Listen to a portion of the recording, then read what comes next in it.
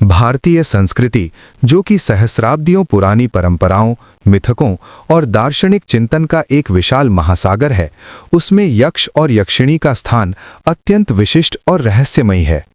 ये वे अलौकिक सत्ताएं हैं जो न तो पूर्ण रूप से देवता हैं और न ही दानव। वे एक ऐसी मध्यवर्ती श्रेणी लिमिनल बीइंग्स का प्रतिनिधित्व करते हैं जो मानव और देवलोक के बीच की कड़ी है।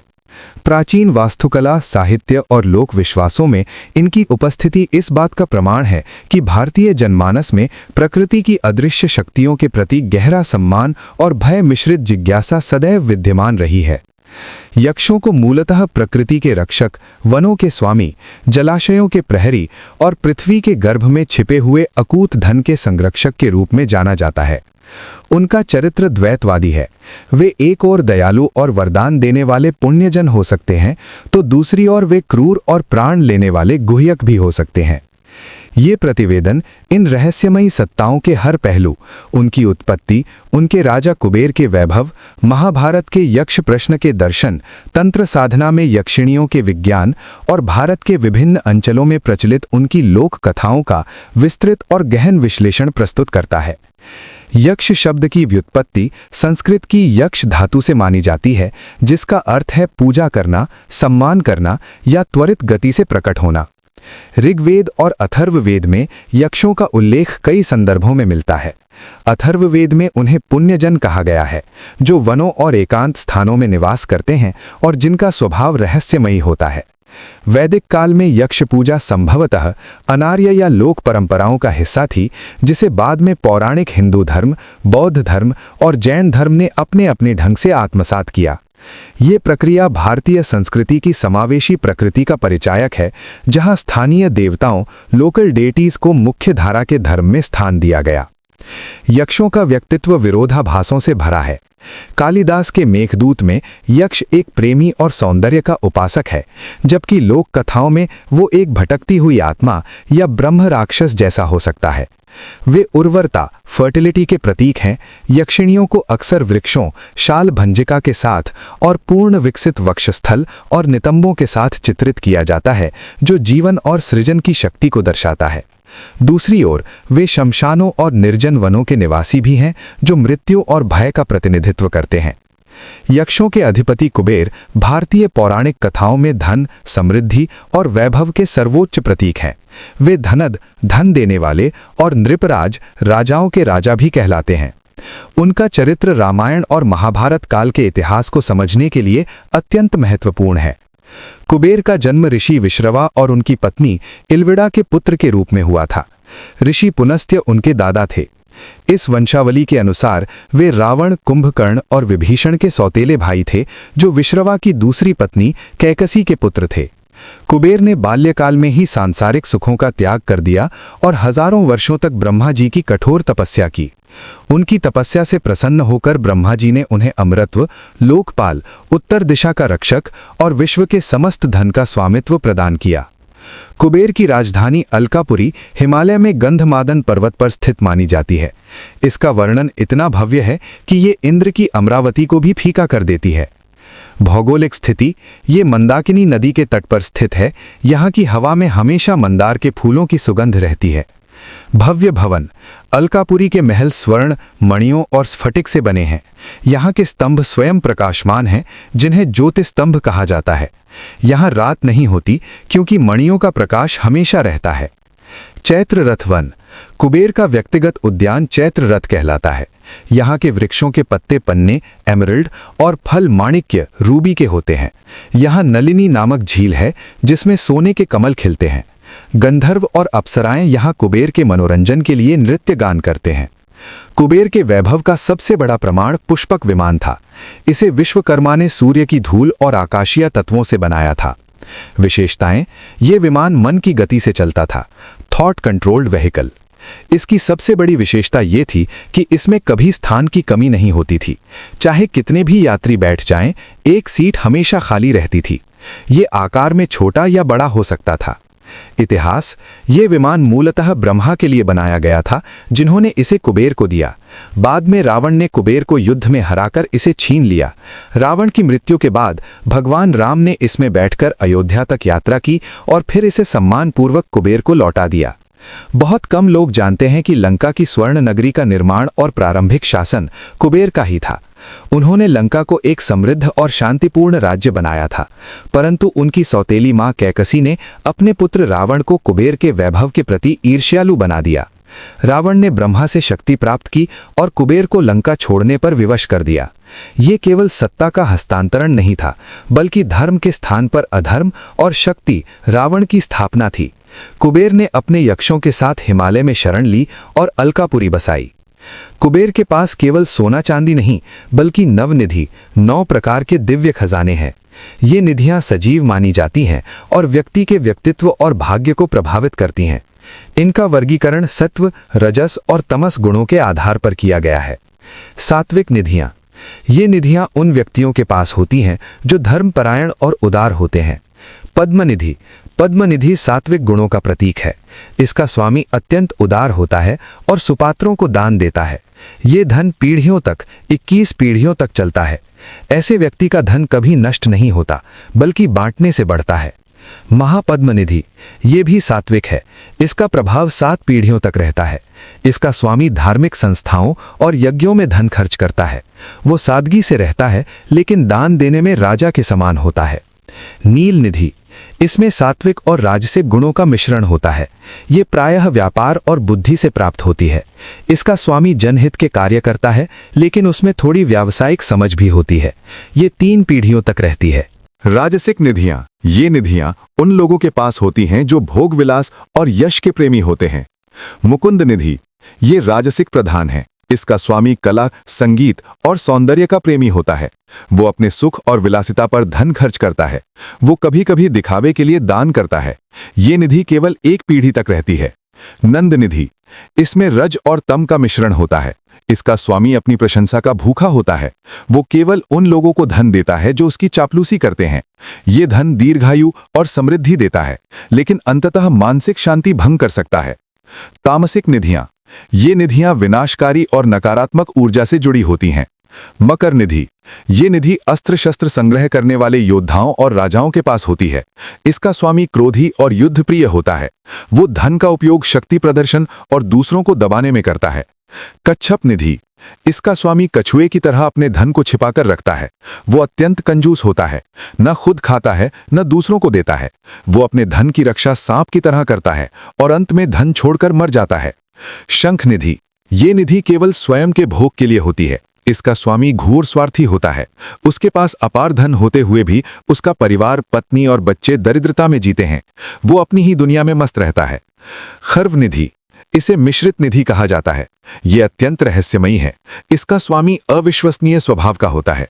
कभी वो महादानी कर्ण जैसा व्यवहार करता है, तो कभी महाकंजूस बन जाता है। उसके स्वभाव की भविष्यवाणी नहीं की जा सकती। ये निधि उसे मिलती है जो पद्मिनी विद्या सिद्ध कर लेता है। यक्ष केवल धन के रक्षक ही नहीं, बल्कि एक दुर्जेय योद्धा जाति भी थे। कुबेर की सेना को नैऋत्य सेना कहा जाता है। इसमें यक्ष, गुह्यक, गंधर्व और किमपुरुष शामिल थे। मणिभद्र: यक्षों का महानायक और व्यापारियों का देवता मणिभद्र कुबेर के प्रधान सेनापति और यक्षों के राजा माने जाते हैं। ऐतिहासिक महत्व: प्राचीन भारत में मणिभद्र की पूजा अत्यंत लोकप्रिय थी। वे व्यापारियों, विशेषकर सार्थवाहों के इष्ट देव थे।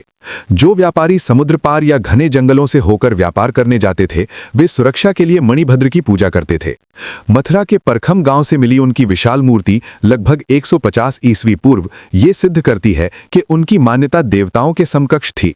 शिव के अवतार की मान्यता: कुछ पौराणिक संदर्भों में मणिभद्र को शिव का अवतार भी माना गया है, जिन्हें शिव ने क्रोध के समय युद्ध के लिए बुलाया था। उन्होंने वीरभद्र के साथ मिलकर जालंधर दैत्य की सेना का विनाश किया था। जैन धर्म में स्थान: जैन धर्म में मणिभद्र को मणिभद्र वीर के रूप में पूजा जाता है। वे तपागच्छ संप्रदाय के अनुयायियों के रक्षक माने जाते हैं। गुजरात के मगरवाड़ा और उज्जैन में उनके प्राचीन मंदिर हैं। उन्हें अक्सर ऐरावत हाथी पर सवार और 6 भुजाओं वाला दिखाया जाता है। रामायण के उत्तरकांड में कुबेर और रावण के बीच हुए युद्ध का विस्तृत वर्णन है। ये युद्ध केवल 2 भाइयों का झगड़ा नहीं, बल्कि 2 संस्कृतियों का टकराव था। युद्ध का वर्णन: जब रावण ने लंका पर आक्रमण किया तो कुबेर ने अपनी यक्ष सेना भेजी। यक्षों के पास मायावी शक्तियां थीं, लेकिन रावण को ब्रह्मा का वरदान प्राप्त था। मणिभद्र ने अद्भुत वीरता का परिचय दिया। उन्होंने रावण के मंत्री धूम्राक्ष को धूल चटा दी। मणिभद्र बनाम रावण। मणिभद्र और रावण के बीच भीषण द्वंद्व हुआ। रावण ने अपनी गदा से मणिभद्र पर प्रहार किया, जिससे मणिभद्र का मुकुट टेढ़ा हो गया और वे घायल हो गए। इसके बाद यक्ष सेना का मनोबल टूट गया। ये युद्ध सिद्ध करता है कि यक्ष शांति प्रिय थे और युद्ध उनकी प्राथमिकता नहीं थी, जबकि राक्षस युद्ध पिपासु थे। महाभारत के वन पर्व में यक्ष प्रश्न एक अत्यंत महत्वपूर्ण अध्याय है। ये केवल एक संवाद नहीं, बल्कि जीवन, मृत्यु और नैतिकता का गहन विश्लेषण है। ये घटना द्वैत वन के एक सरोवर के किनारे घटी। पांडव अपने वनवास के दौरान एक दिन बहुत प्यासे थे। नकुल, सहदेव, अर्जुन और भीम एक एक करके सरोवर पर पानी लेने गए। वहां एक अदृश्य यक्ष, जो अधिकतर बगुले या क्रेन के रूप में वर्णित है, ने उन्हें चेतावनी दी, मेरे प्रश्नों का उत्तर दिए बिना पानी मत पियो, अन्यथा मारे जाओगे। चारों भाइयों ने प्यास और अहंकारवश चेतावनी की अनदेखी की और पानी पीते ही मृत होकर गिर पड़े। अंत में युधिष्ठिर आए। उन्होंने यक्ष की चेतावनी सुनी और धैर्यपूर्वक उसके प्रश्नों का उत्तर देने को तैयार हुए। इन उत्तरों से प्रसन्न होकर यक्ष ने, जो स्वयं धर्मराज यम थे, सभी पांडवों को पुनर्जीवित कर दिया। ये संवाद सिद्ध करता है कि यक्ष केवल धन के रक्षक नहीं, बल्कि ज्ञान और धर्म की परीक्षा लेने वाले गुरु भी हो सकते हैं। यक्षिणी तंत्र, 36 रहस्यमयी शक्तियां और साधना। तंत्र शास्त्र में यक्षिणियों को शक्तियां माना गया है, जो साधक की भौतिक और अलौकिक इच्छाओं को पूरा कर सकती हैं। उड्डामरेश्वर तंत्र और तंत्रराज तंत्र जैसे ग्रंथों में 36 प्रकार की यक्षिणियों का विस्तृत वर्णन मिलता है। ये साधनाएं अत्यंत गोपनीय और खतरनाक मानी जाती हैं। 36 यक्षिणियों की सूची और उनकी शक्तियां। यहां प्रमुख यक्षिणियों और उनकी विशिष्ट शक्तियों का विवरण दिया जा रहा है। विचित्रा, सभी प्रकार की इच्छाओं की पूर्ति करने वाली। इसकी साधना वट वृक्ष के नीचे की जाती है। विभ्रमा, तामसिक यक्षिणी। इसकी साधना शमशान में नग्न होकर की जाती है। ये अत्यंत उग्र होती है। हंसी, ये यक्षिणी भूमि में गड़े हुए धन का बता बताती है। साथ ही ये एक ऐसा जादुई अंजन देती है जिससे दीवारों और ठोस वस्तुओं के आर पार देखा जा सकता है। विशाला, ये रसायन प्रदान करती है जिससे साधक लंबी आयु और रोग मुक्त जीवन प्राप्त करता है। मदना, ये साधक को अदृश्य होने की शक्ति और एक ऐसी गोली देती है जो सभी रोगों को ठीक कर सकती है। घंटा, ये यक्षिणी अपनी मोहिनी शक्ति से लोगों को वश में करने की क्षमता देती है। कालकर्णी, ये कानों में भविष्य की घटनाएं और रहस्य बताने वाली शक्ति है। महाभया, ये शत्रुओं को भयभीत करने और उनसे रक्षा करने वाली शक्ति है। महेंद्री, ये साधक को हवा में उड़ने की शक्ति, लेविटेशन या फ्लाइट प्रदान करती है। शंखिनी, ये किसी भी इच्छित वस्तु को तत्काल उपलब्ध कराने की क्षमता है। श्मशाना, ये शमशान में रहने वाली और भूत प्रेतों पर नियंत्रण देने वाली यक्षिणी है। वट यक्षिणी, वट वृक्ष में निवास करने वाली, जो वस्त्र, आभूषण और भोजन प्रदान करती है। मेखला, ये जादुई शक्ति देती है जिससे साधक किसी को भी सम्मोहित कर सकता है।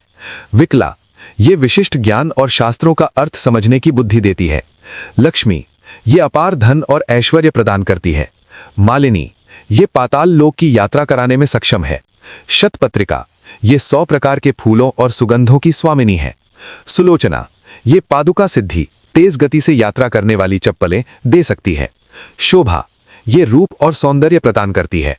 कपालिनी, ये आकाश गमन की शक्ति देती है। वर यक्षिणी, भविष्य बताने की शक्ति।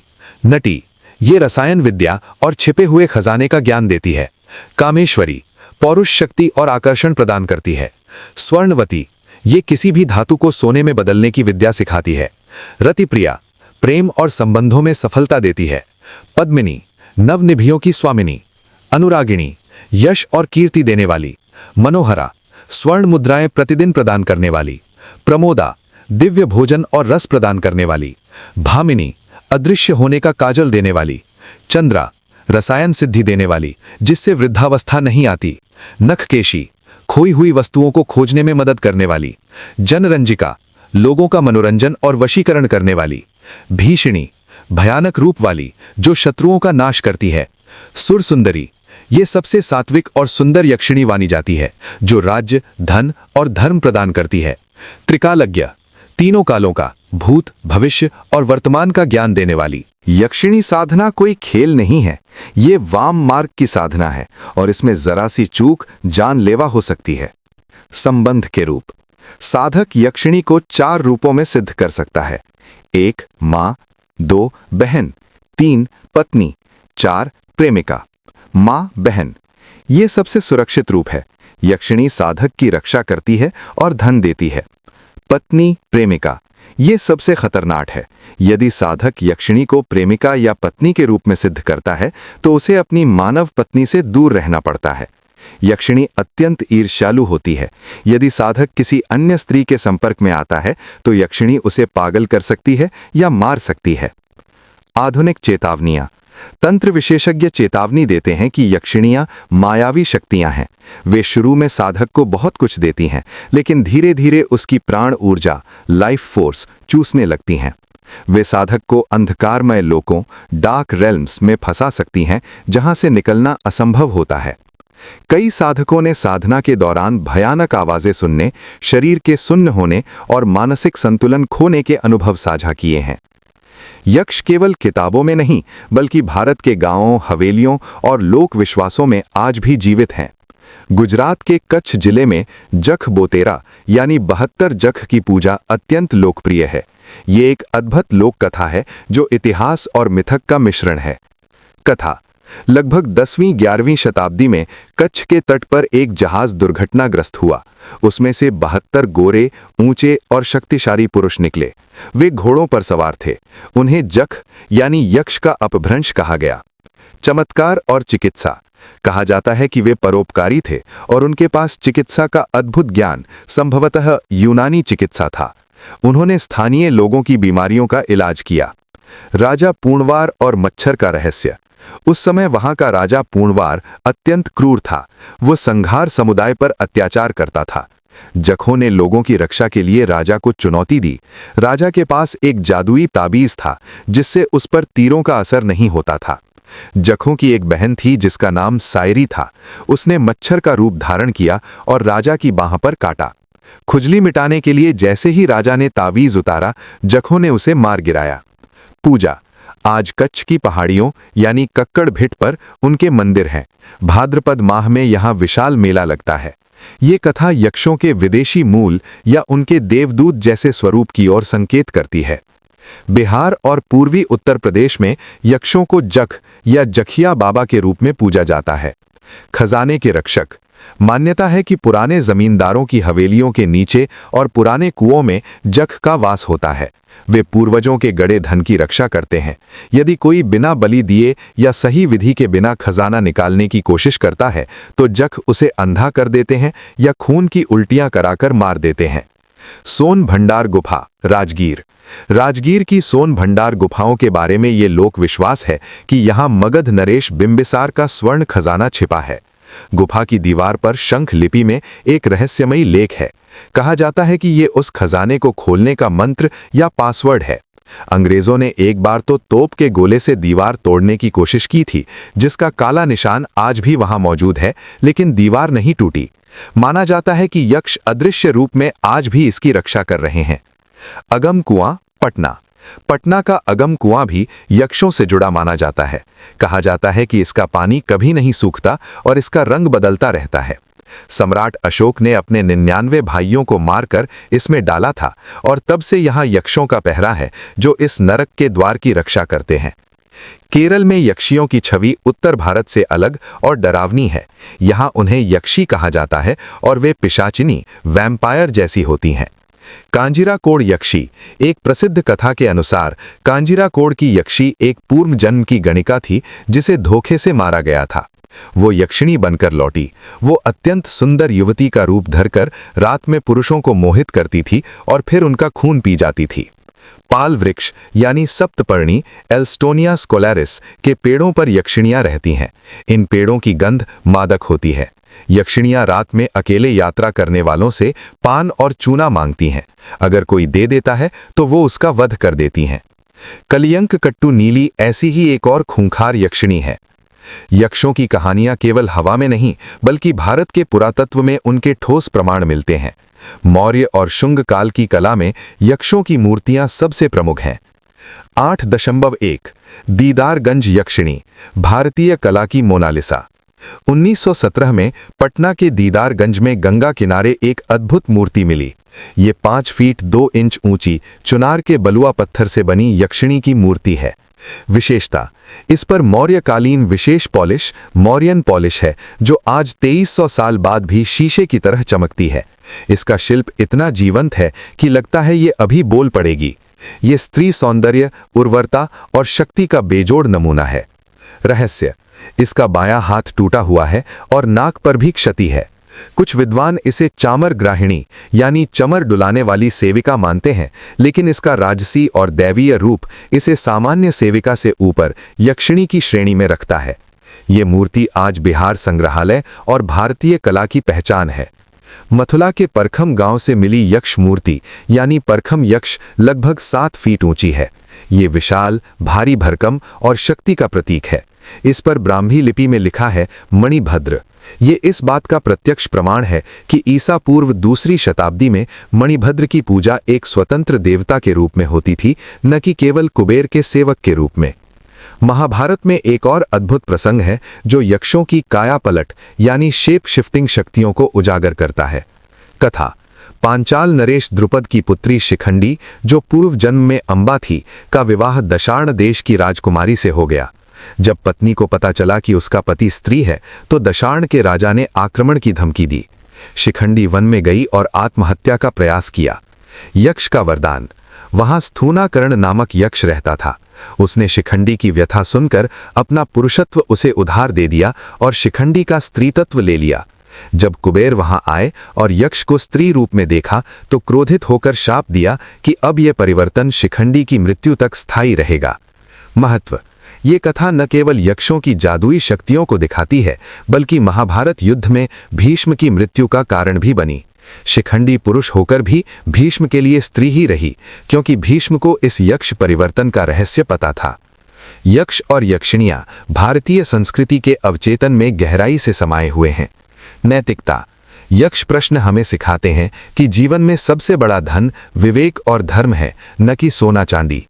कामना और भय, यक्षिणी साधना और केरल की यक्षी कथाएं हमारी दमित इच्छाओं यानी डिजायर्स और उनसे जुड़े भय का प्रतिनिधित्व करती हैं। संरक्षण, कुबेर और जख बाबा की कथाएं हमें ये याद दिलाती हैं कि प्रकृति और संपत्ति का भोग संयम से करना चाहिए, अन्यथा रक्षक ही भक्षक बन जाते हैं। आज जब हम किसी पुराने बरगद के पेड़ के नीचे दिया जलाते हैं या किसी खंडहर में जाने से डरते हैं, तो हम अनजाने में उसी आदिम परंपरा को निभा रहे होते हैं जो हजारों सालों से यक्षों के रूप में हमारे बीच जीवित है। ये प्राचीन रक्षक आज भी हमारे बीच हैं, कभी वरदान बनकर तो कभी चेतावनी बनकर। ये विस्तृत शोध प्रतिवेदन यक्षों के बहुआयामी व्यक्तित्व को समग्रता में प्रस्तुत करता है, जो वृत्तचित्र निर्माण, अकादमिक शोध और सांस्कृतिक अध्ययन के लिए एक आधारभूत दस्तावेज है।